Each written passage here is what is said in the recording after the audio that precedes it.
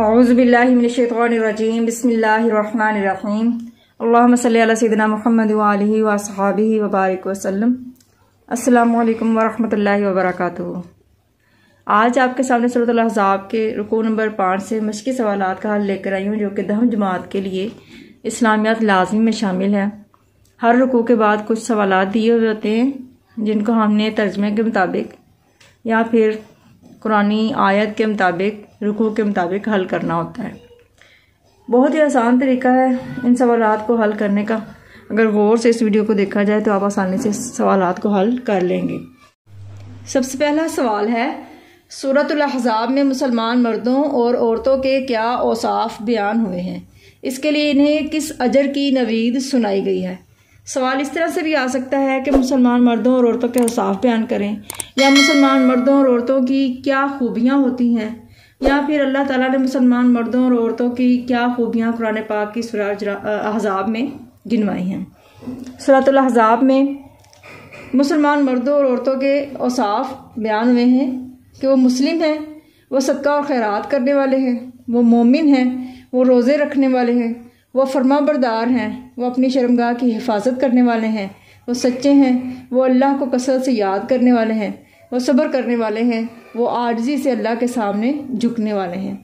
और उन्हें इस अजर की नवीद सुनाई गई है कि ऐसे मुसलमान मर्दों और औरतों के लिए अल्लाह ताला ने बख्शिश और बड़े अजर की नवीद सुनाई है। अगले सवाल पे चलते हैं। दूसरा सवाल है, अल्लाह और उसके रसूल सल्लल्लाहु अलैहि वसल्लम के फ़ैसलों के बारे में अहले ईमान का क्या तर्ज़ अमल होना चाहिए?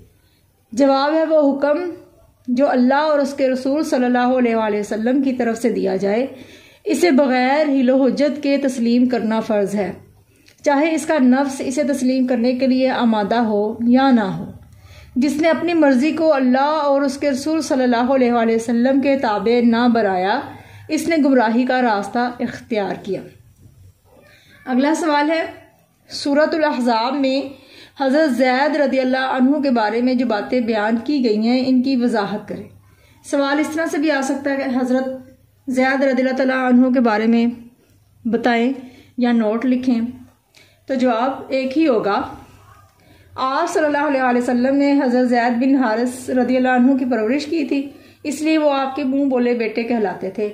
आप सल्लल्लाहु अलैहि वसल्लम ने इनको का निकाह अपनी फुफीज़ाद हज़रत ज़ैनब बिन्ते जहश से कर दिया, लेकिन इनके रिश्ते में बिगाड़ पैदा हो गया, तो हज़रत ज़ैद ने तलाक को ही मसले का हल समझा।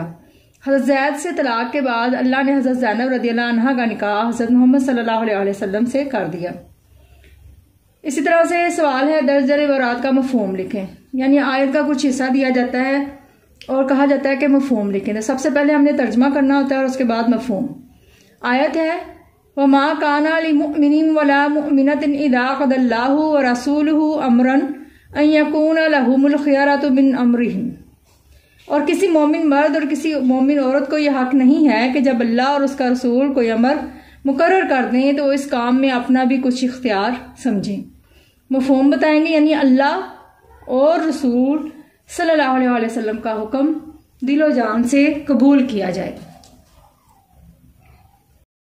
मा काना मुहम्मदुन अबा अहदिम मिन रिजालिकुम वलाकिन रसूलुल्लाहि व खातमन नबिय्यीन।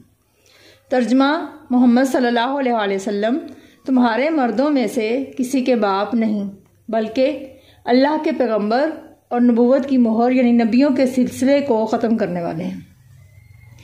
कोशिश करेंगे कि हम मफ़हूम बहुत ही मुख्तसर और जामे करें, ताकि ज़्यादा वक्त ना लगे और सवाल हल हो जाए। यह आयत मुबारक उस वक्त नाजिल हुई जब हज़रत ज़ैनब बिन्ते जहश का निकाह हज़रत मोहम्मद सल्लल्लाहु अलैहि वसल्लम से हो गया, क्योंकि इस निकाह का हुक्म अल्लाह ताला ने खुद दिया था।